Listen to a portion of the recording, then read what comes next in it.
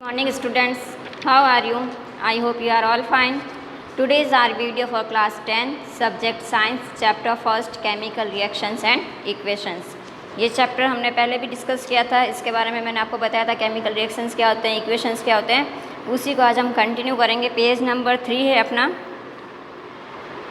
Balance chemical equations, यानी कि रासायनिक समीकरण को बैलेंस करना और उनका क्या महत्व है वो हम आज पढ़ेंगे। Recall the law of conservation of mass that you study in class 9. Mass can neither be created nor destroyed in a chemical reactions.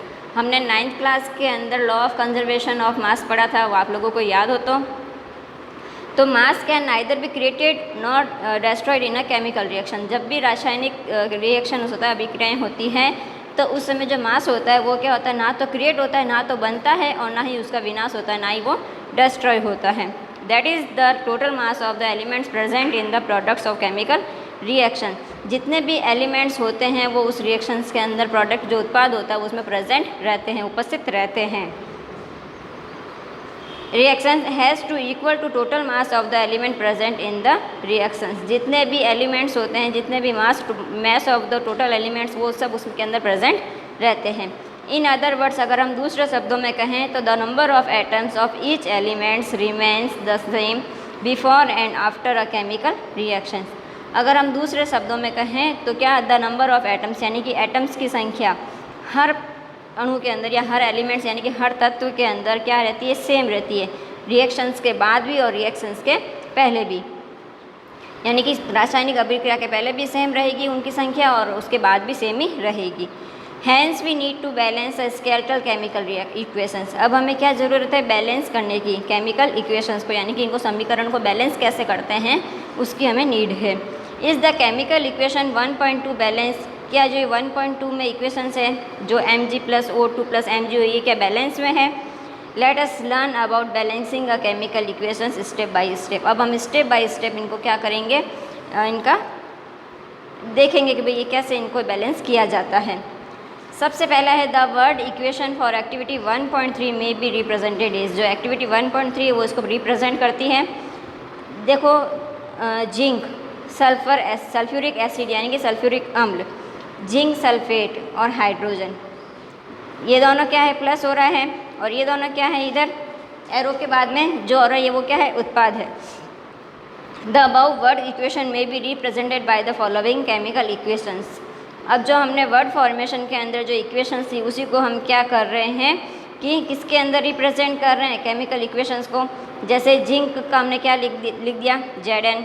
Sulphuric अम्ल का हमने क्या लिख दिया, H2SO4, और उसके बाद जो एरो है फिर जिंक सल्फेट है तो ZnSO4, ये क्या हो गया, जिंक सल्फेट का है, और हाइड्रोजन को H2 हम बोलते ही हैं, तो ये इसका क्या हो गया, शॉर्ट फॉर्म हो गया, केमिकल इक्वेशंस है ये। वो कौन सी थी, वर्ड इक्वेशंस थी, और ये केमिकल इक्वेशंस है। ठीक है, जो शॉर्ट फॉर्म में होगी वो कौन सी होगी, केमिकल इक्वेशंस है, और जो पूरा वर्ड फॉर्मेशन में दे रखा है वो वर्ड इक्वेशंस है।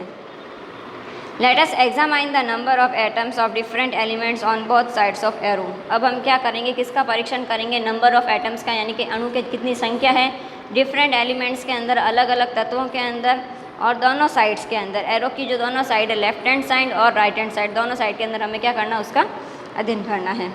देखो, एक टेबल दे रखी है, इसके अंदर एलिमेंट्स दे रखे हैं, number of atoms in reactions यानी कि अभिकारकों में परमाणु की संख्या कितनी होती है, और number of atoms in products यानी प्रोडक्ट यानी कि उत्पाद, उसके अंदर एटम्स की संख्या कितनी होती है, कितने नंबर्स के अंदर होती है।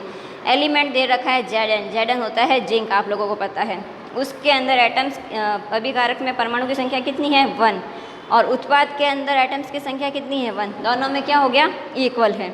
फिर है H के अंदर हाइड्रोजन, दोनों में 2 है, रिएक्टेंट्स भी 2 हैं और प्रोडक्ट्स भी 2 है। फिर आता है S के अंदर 1 है, और LHS में भी 1 है और RHS में भी 1 है, यानी कि लेफ्ट हैंड साइड में भी 1 है और राइट हैंड साइड में भी 1 है। फिर आता है O में भी 4, इधर भी 4 है और इधर भी 4 है, यानी कि नंबर ऑफ एटम्स रिएक्टेंट्स भी 4 है और number of atoms in products भी 4 है। As the number of atoms of each element is the same on both sides. यहाँ पे एटम्स के जो नंबर है दोनों साइड में क्या है, सेम है। एरो के जो दोनों साइड में क्या है, सेम है, उसमें डिफरेंस नहीं है। तो ये क्या है, is a balance chemical equation. ये क्या है, संतुलित समीकरण है, एक बैलेंस के अंदर है। ठीक है, let us try to balance the following chemical equations. अब है Fe+H2O, फिर एरो Fe3O4 + H2। इसको अब नेक्स्ट पेज पे आएंगे। स्टेप 1 इसका जो दे रखा है,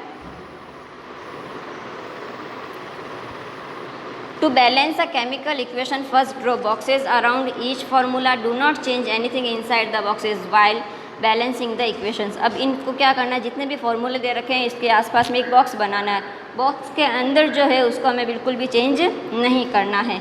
तो क्या इसका बैलेंस बिगड़ेगा? नहीं, सेम ही रहेगा, क्योंकि सेम ही, खाली एक बॉक्स ही तो बनाया हमने ऊपर। अब आता है step second, list the number of atoms of different elements present in the unbalance equation. अब कोई अनबैलेंस इक्वेशन है, उसके अंदर एटम्स कितने हैं, सेम है या नहीं है।